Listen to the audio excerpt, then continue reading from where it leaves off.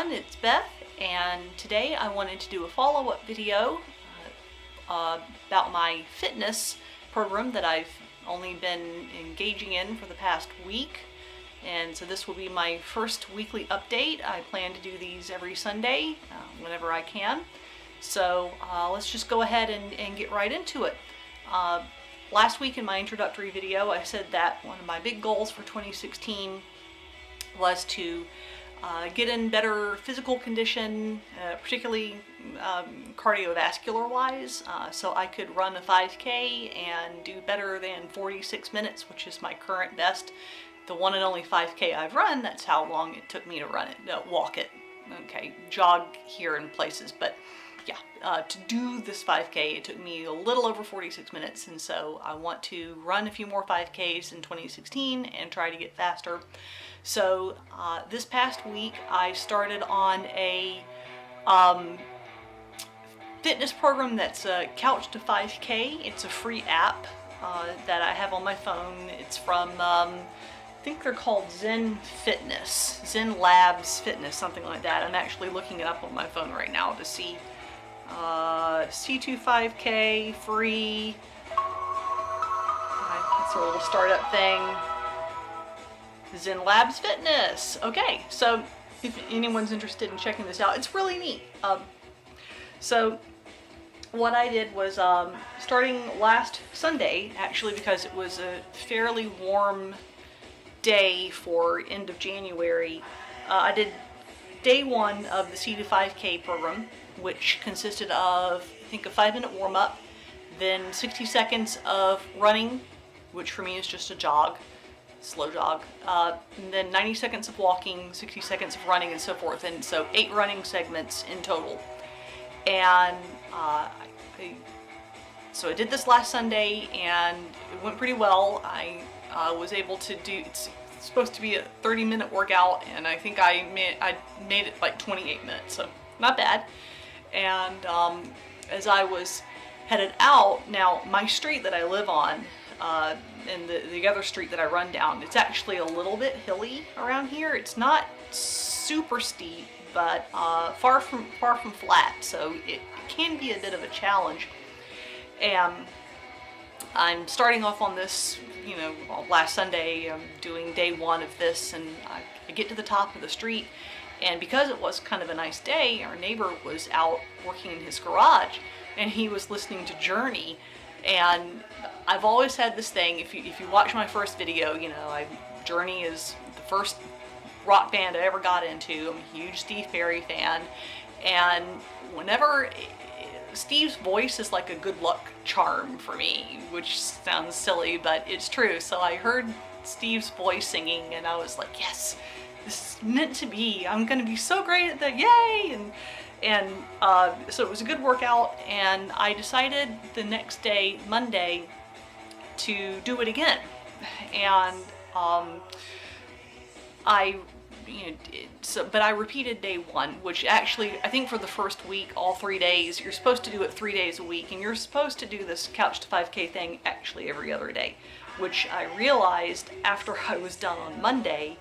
Should have looked that up ahead of time, because I started to feel a little discomfort in my right hip. Not a lot, and I'm thinking, well, it just feels like muscle tightness. It's just soreness. I haven't been walking, really doing much of any exercise at all in the past few months, and so I thought, well, you know, my body just needs to get used to this. So Tuesday, the 2nd of February, I didn't run or anything. I just did a short arm workout with my sandbag, and which I will introduce shortly. Introduce you to my sandbag. You'll see what I mean in a minute. Did the sandbag workout, just a short, mostly upper body workout, and by short I mean 10 to 12 minutes. That's about all I'm good for right now. I didn't want to burn out on that, because I also haven't used the sandbag in a long time, like 6 or 8 months, so trying to ease back into that. Wednesday was a rest day. I didn't do anything. And then Thursday, I did day 2 of the C to 5K program, and which is the same thing, 60 seconds of running, interspersed with 90 seconds of walking. And by the end of it, my hip really hurt. It started to hurt a little bit about 3/4 of the way through, and the last part of my walk is the longest and biggest hill. And by the time I got to the top of that, I was limping. It was really, really hurting. So I walked back down the hill, finished the rest of the workout just as a cool down. And by bedtime that night, by Thursday night, I was in so much agony, I couldn't even dress or undress myself. I couldn't put my socks on. I couldn't lift this leg, my whole right leg. The hip hurt so badly. And I knew, I was like, oh God, I know I have done something stupid. Yeah, turns out it was bursitis. I gave myself bursitis because even though I thought I was taking it easy this first week, it was still too much. And so bursitis, if you're not familiar with it, it's nothing major, but it's you have these protective like fluid sacs over your on your joint, so you can get shoulder bursitis, you can get elbow bursitis, hip bursitis. Well, I know you can get shoulder bursitis and hip bursitis. Actually, I'm not sure about the elbow. Anyway, I'm not a doctor. But if you overdo it, if you can injure yourself or just do too much activity too suddenly for your body's liking, and you get inflammation of the bursa, and so that's what happened on this hip. And the prescription is basically ibuprofen or a related type of anti-inflammatory, icing, and just rest. So that's what I've been doing ever since Thursday. So in a nutshell, week 1 started off really well and kind of ended in a great deal of pain. And today, Sunday, I'm still hurting somewhat, not nearly as bad as the first 2 days. I can go up and down stairs now. I can get dressed and undressed without needing to sit down and put socks on or the pants on one leg at a time. So that's better, but that's my lesson learned. So my word for success this week was, until Thursday, it was going to be opportunity, as in take the opportunity to get in your workouts, get in the healthy eating, etc.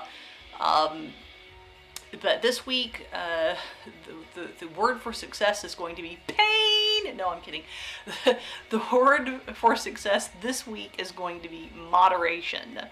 So I know last week, by the way, this word of success, it was the first word last Sunday was willpower.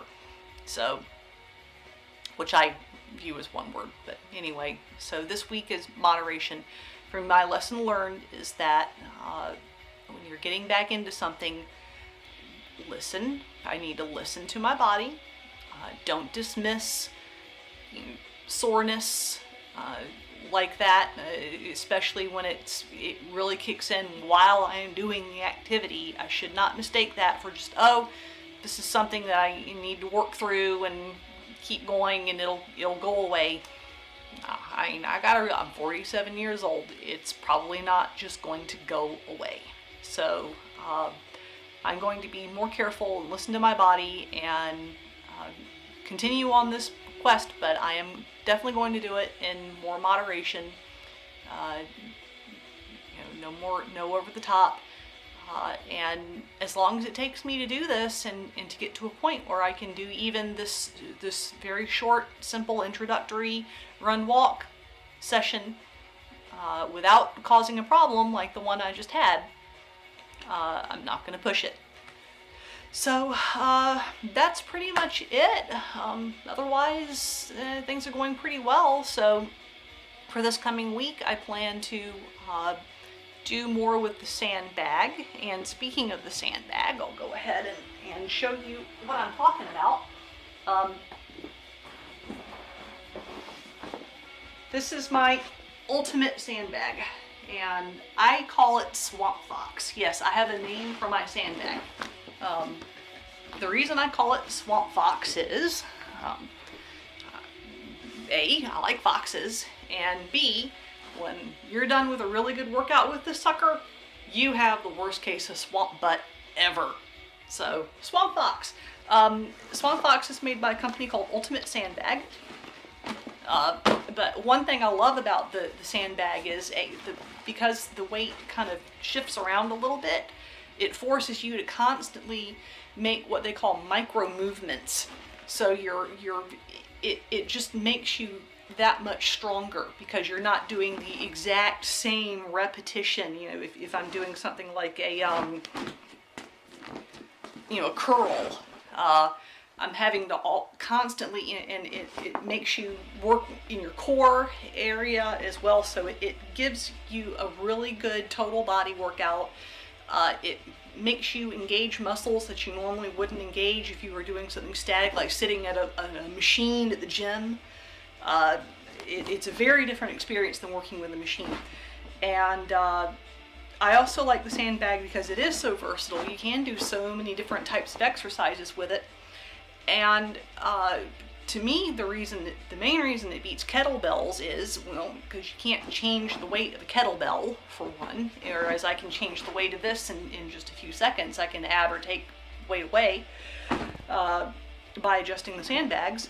But also, try doing this with a kettlebell. There, I just dropped 22 pounds on my knees and didn't even flinch. Because it's, a very soft, pliable, the weight is distributed.